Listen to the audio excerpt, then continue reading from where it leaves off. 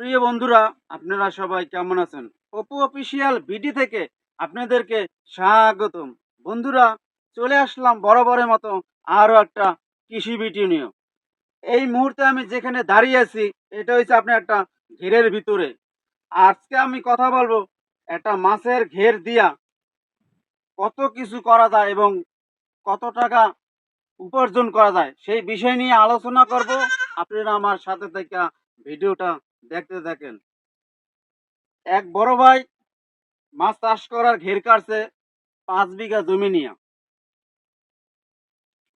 এবং ঘেরটা যে কাটছে ঘেরটা সুন্দর করার জন্য ওই বড় ভাই আপনার প্রতিটা কাঁচার ভিতরে আপনার কলা গাছ লাগাই দিছে। এবং আমি এখন দাঁড়িয়ে আছি মনে করেন এই ঘেরের কাঁচার উপরে। আমার কাঁচার নামায় মনে করেন একটা সারি কলা গাছ লাগাই দিয়েছে। এরপরে এই সাইডে আরো একটা সারি কলা গাছ লাগাই দিয়েছে। আর আপনারা যদি আমার পিছনে দিকে তাকান তাহলে দেখবেন আপনার এই কাঁচার উপরে আরো 4টে সারি কলা গাছ লাগাইতেছে। তাহলে আমরা কতটা, কাঁচার নামায় 2টা, কাঁচার উপরে এসে 4টা, 6 সারি কলা গাছ লাগাই পাইলাম।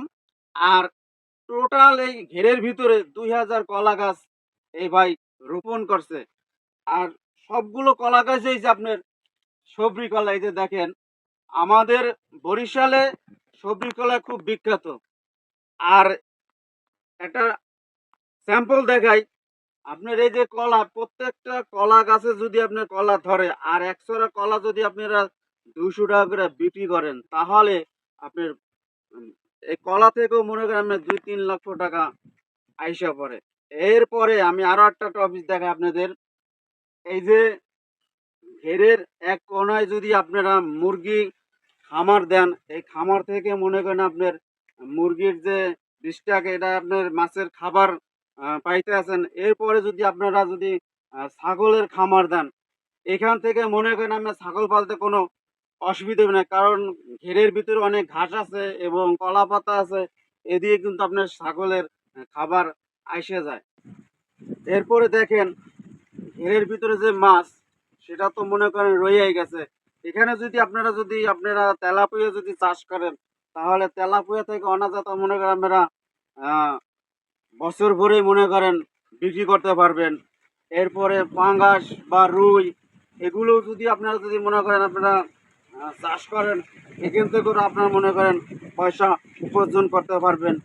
প্রিয় বন্ধুরা, আপনারা কি একবার চিন্তা করছেন এরকমের একটা মাছের ঘের থাকলে অথবা মাছ চাষ করার প্রজেক্ট থাকলে কতটা পয়েন্ট থেকে টাকা উপার্জন করা যায় আর কত কিছু আবাদ করা যায়? এখান থেকে আপনি বছরে বছরে অনেক টাকা ইনকাম করতে পারবেন যদি আপনি একটু মেধা খাটান। আমি এই ভাইয়ের দিকে তাকিয়ে দেখেন।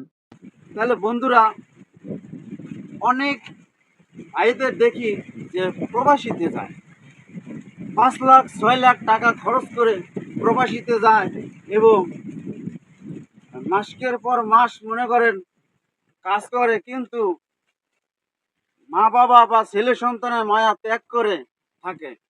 কিন্তু আমি মনে করি এই যে আপনারা 6-7 লাখ টাকা খরচ করে আপনারা প্রবাসীতে যান, আপনারা যদি এই ভাইয়ের দিকে যদি খেয়াল করেন, তাহলে আপনারা এই ভাইয়ের মতন যদি একটা ঘের চাষ করেন, আপনারা মাছ চাষ করতে পারবেন। এরপরে মাছের পাশাপাশি আপনার মুরগির খামার দিলে সেটাও করতে পারবেন।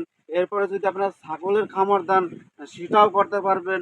এরপরে দেখেন এই ভাইয়ের মতন যদি আপনারা প্রত্যেকটা কাঁচায় যদি মনে করেন আপনার এরকমের কলা গাছ লাগাই দেন, ফাঁকে ফাঁকে যদি আরো যদি আপনার সবজি গাছ লাগাই দেন, এই সবজি খাইতে পারবেন, সবজি বিক্রি করতে পারবেন।